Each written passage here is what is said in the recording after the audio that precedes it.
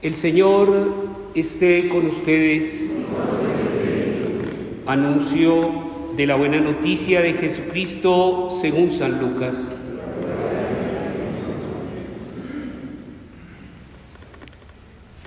En aquel tiempo tomó Jesús a Pedro, a Juan y a Santiago y subió a lo alto del monte para orar. Y mientras oraba, el aspecto de su rostro cambió y sus vestidos brillaban de resplandor.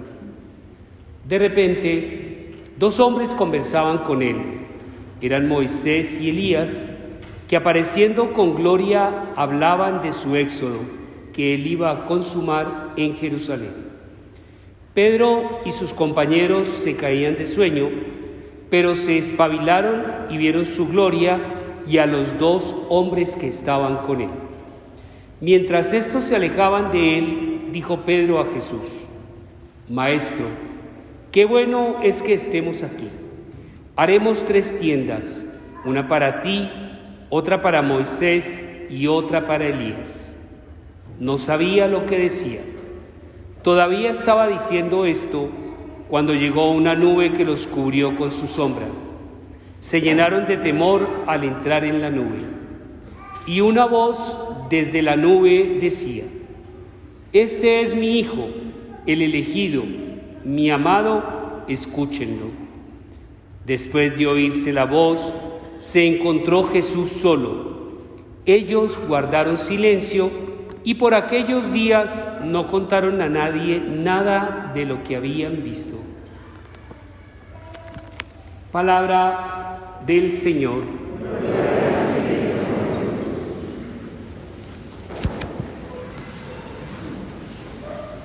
Una de las realidades de la vida de todo ser humano es que todo lo que hacemos, definitivamente lo hacemos a través de alianzas, pactos o convenios.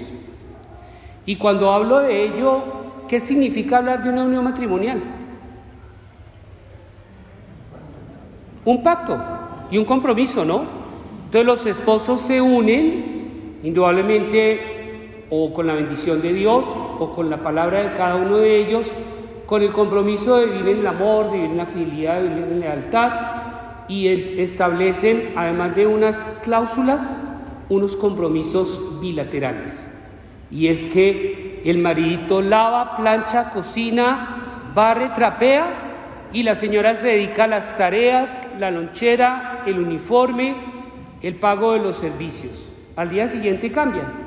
Entonces la esposita está en la cocina, lavando, planchando, cocinando, haciendo las labores de la de adentro, de la DEA, y el marido hace las de afuera.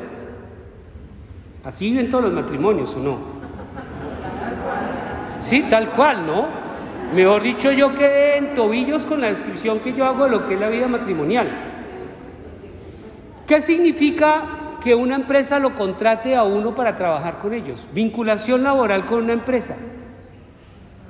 Un contrato. Entonces, igual, hay cláusulas laborales dentro del contrato, horario, responsabilidades, convivencia, y adicionalmente la empresa le dice a uno: nosotros le pagamos a usted mensualmente un sueldo y usted tiene que poner al servicio de nuestra institución sus capacidades. Entonces uno hace una cláusula y un convenio. Con empresas comerciales, Movistar, Tigo, Claro, DirecTV, IFX. Entonces uno hace el contrato de que ellos le prestan a uno un servicio determinado, cantidad de gigas, cantidad de... ¿Qué otra cosa en internet? Velocidad, ¿sí? Minutos, banda ancha, y uno lo que hace es que mensualmente le paga a la empresa el servicio que ellos prestan. Con detalles tan sencillos como estos. ¿Qué significa uno pedir un taxi? Didi, Uber, un contrato, ¿no es cierto? Y entonces, afortunadamente ahora existen plataformas y le dan a uno el valor de la carrera para que no lo tumben, ¿no? Porque antiguamente lo tumbaban a uno. Entonces uno coge el taxi o el transporte, lo llevan hasta la puerta con un muy buen servicio y uno paga. Y afortunadamente las plataformas ahora le dan a uno la posibilidad de evaluar el servicio de ellos. Toda la vida, mire, por donde nosotros la miremos, es una vida de alianzas, una vida de pactos, una vida de convenios. Y cuando hablamos a nivel de la fe, en nuestra vida cristiana, de manera fundamental, en el tiempo de la Cuaresma, que inició el miércoles de ceniza, cuando el ministro nos imponía la ceniza y nos decía, conviértete y cree en el Evangelio, y nosotros respondíamos, amén, lo que estábamos haciendo con Dios también era renovando nuestra alianza como hijos suyos para vivir durante el tiempo de la Cuaresma, con unas cláusulas y con unos compromisos.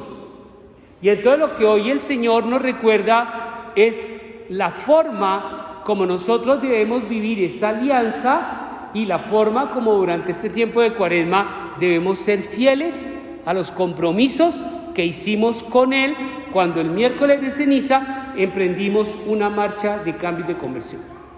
Entonces la invitación del Señor hoy es entender que indudablemente es una alianza que por su naturaleza y por su esencia tiene que ser una alianza espiritual y no mundana, porque nosotros hicimos el compromiso fue con Dios, no con el mundo, y como hicimos el compromiso con Dios, el que menos debe hacer falta en nuestra vida, pues indudablemente la presencia de Dios en cada uno de nosotros. Y quiero de manera fundamental mostrar los beneficios de esa alianza, permitiéndole a Dios ser nuestro Padre. Y quiero entonces de manera especial, desde el libro del Génesis, cuando se establece la primera alianza de Dios con Abraham, miren, este hombre va y descuartiza un poco de animales, los descuartiza y los coloca pues esperando a ver qué hacía Dios con él. Y ante los animales que él descuartiza, ¿qué le pasa? ¿Qué le sucedió? ¿Qué decía la lectura? Decía, entonces, trayendo cada mitad de frente a otra, los descuartizó. Y apenas los descuartiza, los buitres bajaban a los cadáveres. ¿Y Abraham qué tenía que hacer para que no se los comieran? Los tenía que espantar. Yo me imagino a Abraham con el abanico de las señoras en Tierra Caliente para los zancudos y el marido con la raqueta esa eléctrica con la que uno mata a los zancudos, y el pobre Abraham espantando. Ya pues fue tanto el cansancio del pobre Abraham de todo el día haciéndole así a los buitres y con el pie. Yo no sé si Abraham tenía perro y los perros también se le lanzaban a los buitres, que lo vence el cansancio y se queda dormido. ¿Y quién salva a Abraham de esa situación? ¿Qué decía la lectura? Dios. Y es cuando establece el Señor la alianza con Dios y le dice, y aquel día el Señor concertó alianza con Abraham en estos términos: a tu descendencia le daré esta tierra desde el río de Egipto al gran río Éufrates. Y una alianza que si la concretamos en palabras o en términos o en cláusulas, simple y llanamente la resume Dios en esta frase: el Señor es mi luz y mi salvación. Y si nosotros permitimos que Dios sea nuestra luz y nuestra salvación, primero, cambiamos el concepto de un Padre Dios que es proveedor por un Padre Dios que es protector.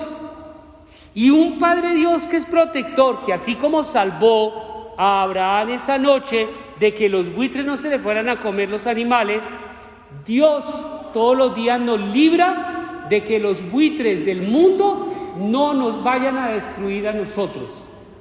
Y si nosotros hacemos una alianza con Dios, permitimos que Dios sea nuestra luz, permitimos que Dios sea nuestra salvación, les garantizo que nuestra vida va a ser tan serena, tan alegre, tan sosegada, como lo escuchábamos hoy de Pedro, cuando el Señor se le transfigura. ¿Y qué siente Pedro? ¿Qué decía el texto del Evangelio? Señor, qué bien se está aquí, haré 3 chozas. Y entonces la promesa de Dios es, si ustedes permiten que yo sea su luz, si ustedes permiten que yo sea su salvación, como Padre, les garantizo que los protegeré, los acompañaré, apartaré de sus vidas cualquier mal y de cualquier adversidad, para que ustedes entiendan que yo, más que un proveedor, soy un protector. Y una alianza que se las voy a plantear en estos términos para que entendamos lo vital y lo importante que es para nosotros no alejarnos de Dios, porque es que yo el compromiso lo hice con Dios, no con el mundo. Entonces, si yo tengo un problema laboral, ¿quién me defiende a mí? ¿Un abogado comercial? Un abogado laboral. Si yo tengo un problema con comercial, ¿quién me tiene que defender? Un abogado comercial. Si tengo un problema de familia, ¿quién me tiene que defender? Pues un abogado de familia. Y si yo tengo un problema con los buitres del mundo, ¿quién me defiende? Pues Dios. Dejémoslo ser nuestro defensor. Dejemos que Él sea nuestra luz. Dejemos que Él sea nuestra salvación. Porque es que en la alianza que hacemos con Él, Él nos dice: yo soy un papá para ustedes, pero es que ustedes no me dejan ser padre. Yo estaré siempre con ustedes, 7/24, pero es que no es que ustedes me cierran el corazón y ustedes se alejan de mi presencia y ustedes prefieren dedicársele más al mundo que a mí. Entonces, si nosotros le cerramos el corazón a Dios, ¿será que Él sí va a poder ser nuestra luz y nuestra salvación? Entonces, por eso la primera invitación del Señor es: la naturaleza de la alianza de Cuaresma es una alianza espiritual, y por eso el que menos nos puede hacer falta en nuestra vida es Dios, permitiéndole a Él ser nuestra luz y nuestra salvación. Y la segunda exhortación que nos hace el Señor es recordar que esa alianza, como todas las alianzas, no puede ser unilateral. Esa alianza tiene que ser una alianza bilateral, de 2 partes. Cuando hablo de la bilateralidad, ¿Dios nos ha incumplido alguna promesa que nos ha hecho? ¿Dios nos ha volteado la espalda en algún momento de la vida? ¿Dios se ha olvidado de nosotros como hijos? O sea, Dios ha cumplido a cabalidad su compromiso, y nosotros con Dios, ¿le hemos cumplido? Y entonces, como no lo hemos cumplido, ¿cómo nos va? Y cuando hablo del incumplimiento nuestro en una alianza bilateral, donde Dios nos da, pero espera que nosotros le respondamos, pues bellísimo lo que dice Pablo a los filipenses en la segunda lectura, cuando hermosamente dice: vengan, ¿ustedes por qué se convirtieron en enemigos de la cruz de Cristo? Dice Pablo.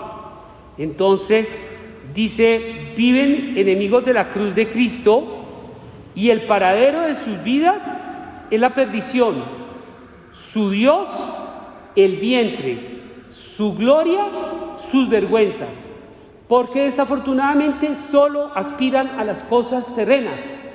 Y entonces Pablo dice: vengan, vuélvanse amigos de Dios, asóciense nuevamente con Dios en la alianza y busquen, procuren, esfuércense por ser ciudadanos del cielo, de donde aguardamos un Salvador, el Señor Jesucristo. Entonces vivimos una alianza donde le pedimos y le pedimos y le pedimos y le pedimos a Dios, donde esperamos grandes cosas y milagros de Dios, pero no es que nosotros no aportamos. Como le dicen hoy en día a uno: oiga, pero por lo menos colabore. Y entonces nosotros nos estamos preparando para la celebración de un misterio que se llama la Pascua, pero es que no es que nos volvemos enemigos de la cruz. Entonces, hablar de un cambio, hablar de una conversión, hablar de un esfuerzo, hablar de una lucha contra el mal, hablar de poder erradicar de nuestro corazón las actitudes que no nos hacen vivir de la ciudadanía del cielo, sino de las cosas terrenales, pues no nos vamos a llegar a ningún lado, ni Dios va a poder realizar ni cumplir su fin y su objetivo, que ¿cuál es? establecer una alianza con nosotros como Padre con un único fin: salvarnos, santificarnos, ayudarnos a perfeccionar, ayudarnos a mejorar. Y entonces la segunda exhortación del Señor es: toda alianza bilateral, yo puedo hacer maravillas, pero si ustedes no me permiten ni colaboran, va a ser muy difícil que la obra de salvación llegue al corazón y a la vida de cada uno de ustedes. Dejemos de ser enemigos de la cruz de Cristo, dejemos de seguir aspirando a las cosas terrenas y entendamos que cuando nos dijeron conviértete y cree en el Evangelio el miércoles de ceniza, era porque nos estábamos comprometiendo para ser más ciudadanos del cielo, para seguir aguardando un Salvador, nuestro Señor Jesucristo. Y es la invitación que hoy Dios especialmente nos hace a través de su palabra en este segundo domingo del tiempo de la Cuaresma, cuando a través del misterio de la transfiguración nos recuerda el fin de una alianza que Dios estableció con la humanidad, especialmente para poder ser la luz y la salvación de cada uno de nosotros.